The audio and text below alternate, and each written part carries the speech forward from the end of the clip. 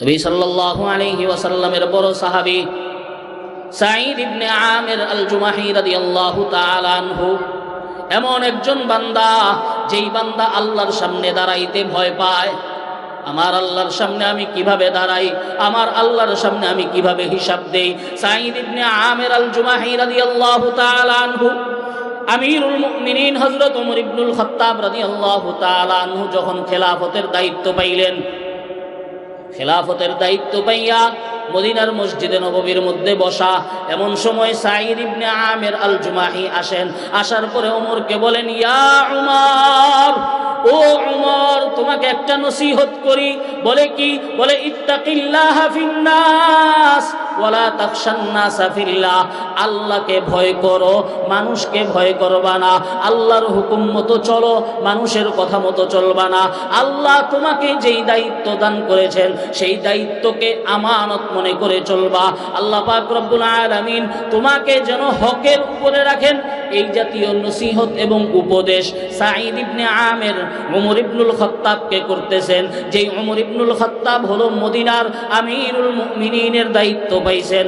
হযরত ওমর রাদিয়াল্লাহু তাআলা আনহু জিজ্ঞাসা করেন, আপনি যেই উপদেশগুলো দিলেন, এই উপদেশগুলো মানার মতো যোগ্যতা কার আছে? সাঈদ ইবনে আমির আল জুমাহি বলে, তোমার মধ্যে আছে। তুমি ওমরের মধ্যে থাকার কারণেই আল্লাহ তোমাকে এই গুণ দান করেছেন। তুমি ওমরের মধ্যে থাকার কারণেই আল্লাহ তোমাকে আমিরুল মুমিনিন বানাইছে। তুমি ওমরের মধ্যেই এই যোগ্যতা আছে। হযরত ওমর ইবনুল খাত্তাব রাদিয়াল্লাহু তাআলা আনহু বলে, আমি হিমস এলাকার গভর্নর বানাইয়া তোমাকে পাঠাইতে চাই। হিমস এলাকার গভর্নর, সিরিয়ার দামেস্কের একটা এলাকা, হিমস এলাকার গভর্নর তোমাকে বানাইতে চাই। সাঈদ ইবনে আমির বলে, ওমর সাবধান, কোন পদের লোভে আমি তোমাকে এই কথা বলি নাই। বলে ওমর বলে, না না না, শুধু বোঝা আমার ঘাড়ে চাপায়া দিবা আর তোমরা আরামে থাকবা, এমন হতে পারে না। যাও, হিমসের মধ্যে গভর্নর তোমাকে বানায়া দিলাম। গভর্নর বানানোর অনেক দিন পর হযরত ওমর রাদিয়াল্লাহু তাআলা আনহু হিমসের লোকদেরকে খবর পাঠাইলেন, তোমাদের থেকে একটা জামাত আমার কাছে আসো। হযরত ওমর রাদিয়াল্লাহু তাআলা আনহুর কাছে হিমসের জামাত আসলো। জামাত আসার পরে হযরত ওমর বলে, তোমাদের এলাকার সবচেয়ে দরিদ্র যেই মানুষগুলো, এই মানুষগুলোর একটা লিস্ট আমার কাছে দাও।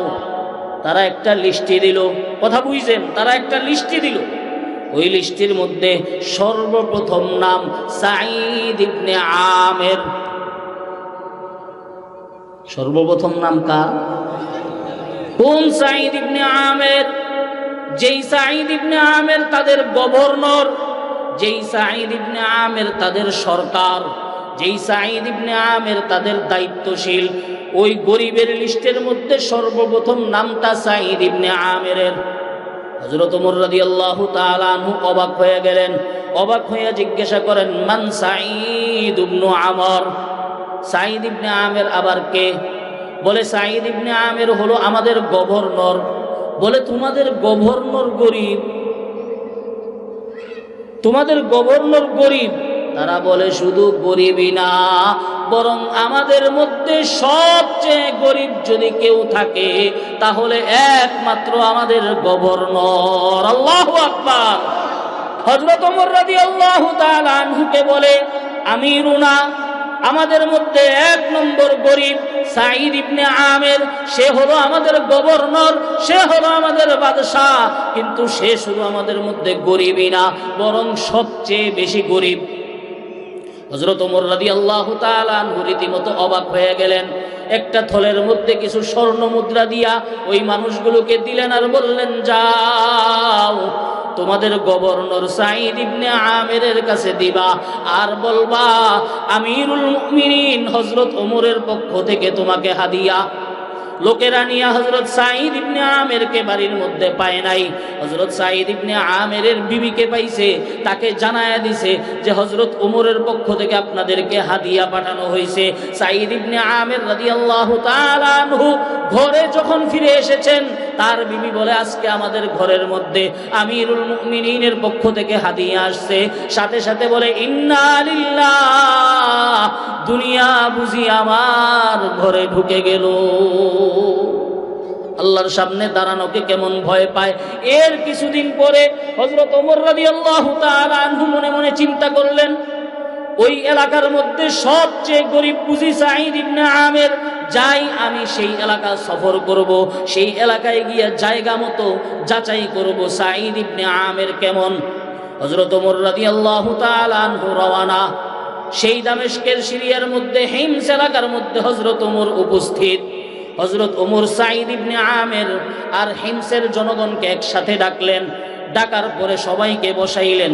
বসাইয়া হযরত ওমর বলেন, ও হিমসের জনগণ, সাঈদ ইবনে আমেরের বিরুদ্ধে তোমাদের কি কি অভিযোগ আছে আমি আমিরুল মুমিনিনকে বলো। হযরত ওমর তো মনে মনে চিন্তা করছিলেন, সাঈদ ইবনে আমের সবচেয়ে গরিব, সুতরাং তার ব্যাপারে নালিশ দেওয়ার মতো তো একজনও থাকার কথা না। বাস্তব না অবাস্তব? কারণ গরিবদের লিস্টির মধ্যে যদি বাদশার নাম সবার আগে থাকে, তাহলে ওই বাদশা দিনদার না বেদিন বলেন তো? অবশ্যই দিনদার। আর দিনদারের বিরুদ্ধে তো কোনো নালিশ থাকে না। হযরত ওমরের মনের মধ্যে চিন্তা যে সাঈদ ইবনে আমেরকে যে আমি পাঠাইলাম, সাঈদ ইবনে আমেরের ব্যাপারে মনে হয় কেউ কোনো নালিশ করবে না। কিন্তু হযরত ওমর দেখলেন আশা যেরকম করলাম ফলাফল সেরকম পাইলাম না। চারজন ব্যক্তি দাঁড়ায়া গেল আর বলল, আমাদের প্রত্যেকের একটা একটা করে অভিযোগ এই সাঈদ ইবনে আমেরের বিরুদ্ধে আছে। এখান থেকে শিক্ষা, ইসলামী শাসন ব্যবস্থার মধ্যে কোরআন সুন্নাহ ভিত্তিক যখন কোনো কিছু পরিচালিত হবে, তখন জবাবদিহিতার সুযোগ আছে, যেটা দুনিয়ার ক্ষমতাধরদের কাছে নাই। কথা বলেন ঠিক না ঠিক? দুনিয়ার ক্ষমতাওয়ালারা অন্যায় করলে সামনে গিয়ে কিছু বলবেন তো দূরের কথা, তার দুঃসম্পর্কের কোনো আত্মীয়কেও যদি আপনি কিছু বলেন, আপনার খবর আছে। বাস্তব না অবাস্তব? কিন্তু ইসলামী শাসন ব্যবস্থায় ডাইরেক্ট বাদশার মুখের সামনে দাঁড়াইয়া তার বিরুদ্ধে অভিযোগ দেওয়ার মতো সুযোগ আছে। চারজন ব্যক্তি দাঁড়ায় গেল। হযরত ওমর রাদিয়াল্লাহু তাআলা আনহু তো অবাক, হায়রে, যে সাঈদ ইবনে আমেরের ব্যাপারে তারা সুনাম করলো, আজকে নাকি সাঈদ ইবনে আমেরের বিরুদ্ধে তাদের অভিযোগ আছে। হযরত ওমর বলেন, বলো কি কি অভিযোগ? একজন ব্যক্তি দাঁড়ায় বলল, আমিরুল মুমিনিন, সাঈদ ইবনে আমেরের ব্যাপারে আমাদের 1 নম্বর অভিযোগ, অফিসে তিনি টাইম মতো আসেন না, লেট করে আসেন। 1 নম্বর অভিযোগ কি? সময় মতো আসেন না। কিভাবে আসেন? লেট করে, দেরি করে আসেন। 1 নম্বর অভিযোগ, তিনি টাইম মতো অফিসে উপস্থিত হন না, দেরি করে আসেন। আরেকজনকে বলে, তোমার অভিযোগ কি? বলে, 2 নম্বর অভিযোগ হলো তিনি মাসে 1 দিন নাগা করেন, অনুপস্থিত থাকেন, মাসে 1 দিন আসেন না। আরেকজনকে জিজ্ঞেস করে, তোমার অভিযোগ কি?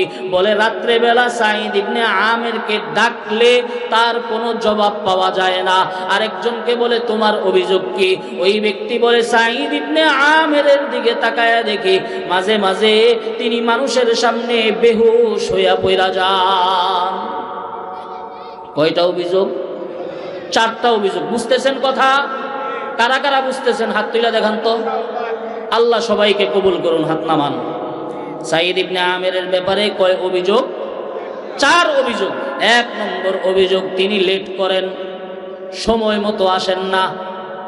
2 নম্বর অভিযোগ, মাসে 1 দিন অনুপস্থিত থাকেন। 3 নম্বর অভিযোগ, রাতের বেলা আমরা ডাকলে আমাদের ডাকে কোনো জবাব দেন না। 4 নম্বর অভিযোগ, মাঝে মাঝেই বেহুশ হয়ে পড়ে যান। আমিরুল মুমিনিন হযরত ওমর রাদিয়াল্লাহু তাআলা আনহু এবার সাঈদ ইবনে আমেরের দিকে তাকায়া বলেন, সাঈদ, তোমার বিরুদ্ধে 4টা নালিশ, প্রত্যেকটা নালিশের জবাব দিতে হবে তোমাকে, আর না হলে তুমি মানুষের সামনে লাঞ্ছিত হয়ে যাইবা। সাঈদ ইবনে আমের বলে, আমিরুল মুমিনিন, কিছু বিষয় গোপন রাখতে চাইছিলাম, মনে হয় আল্লাহ সেই বিষয়গুলোকে প্রকাশ করে দিবে। সাঈদ ইবনে আমের বলে, আমার বিরুদ্ধে 1 নম্বর অভিযোগ, আমি সময় মতো আসি না। একটু দেরি করে আসি। আমিরুল মুমিনিন, আমার দেরি করে আসার কারণ কি জানেননি? আল্লাহ আমাকে এমন গরিব বানাইছেন, আমার ঘরের মধ্যে গোলামের কোনো ব্যবস্থা নাই, আমার ঘরের মধ্যে কাজের লোকের কোনো ব্যবস্থা নাই, কাজগুলো নিজেই করতে হয়, নিজে আর নিজের বিবি মিলে কাজগুলোকে করি। নিজেরাই কাজকর্ম করার কারণে মাঝে মাঝে সময় আমার দেরি হয়ে যায়, নিজের ঘরের কাজবাজ শেষ করে আসতে আসতে আমার দেরি হয়ে যায়। হযরত ওমর রাদিয়াল্লাহু তাআলা আনহু বলেন, 2 নম্বর অভিযোগের জবাব দাও। মাসে একদিন অনুপস্থিত কেমন থাকো? সাহাবায়ে কেরাম কেমন ভাবে জীবনযাপন করেছেন, আর আমি আর আপনি কেমন ভাবে জীবনযাপন করি?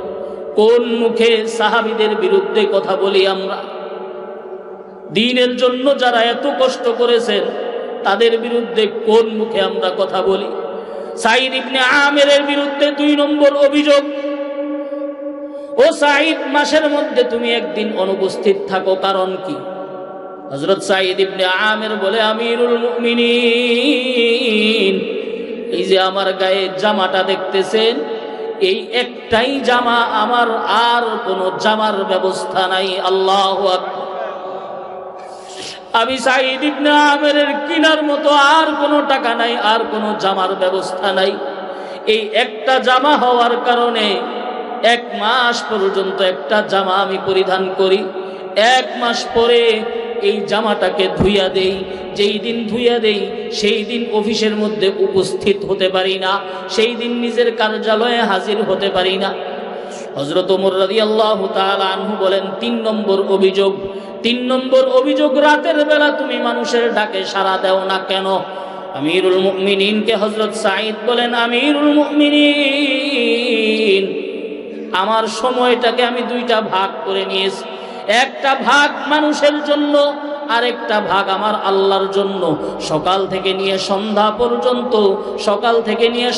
পর্যন্ত সময়টা আমি মানুষের জন্য রাখছি, আর সন্ধ্যা থেকে নিয়ে পরের দিন সকাল পর্যন্ত সময়টা আমার আল্লাহ পাক রব্বুল আলামিনকে দান করি। সুবহানাল্লাহ।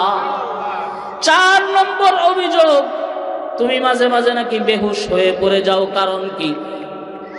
আমিরুল মুমিনিনকে হযরত সাঈদ ইবনে আমির বলেন, 4 নম্বর অভিযোগের জবাবটা আমাকে কিভাবে দেই? আমিরুল মুমিনিন, আমি তখন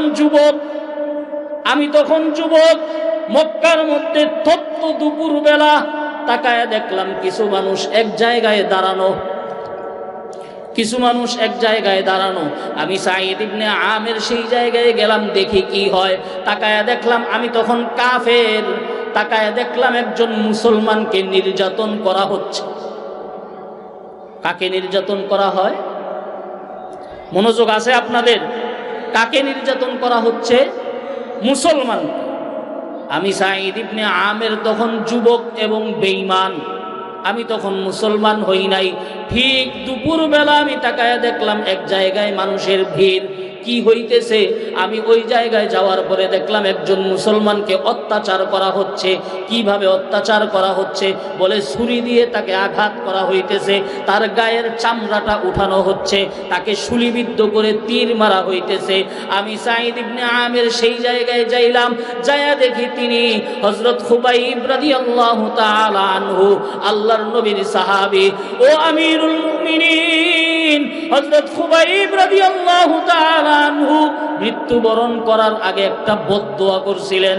হযরত খুবাইব বলছিলেন, আল্লাহুম্মা আহসিহিম আদাদা ওয়া কতুলহুম বাদাদা ওয়া লা তুগাদির মিনহুম আহাদা।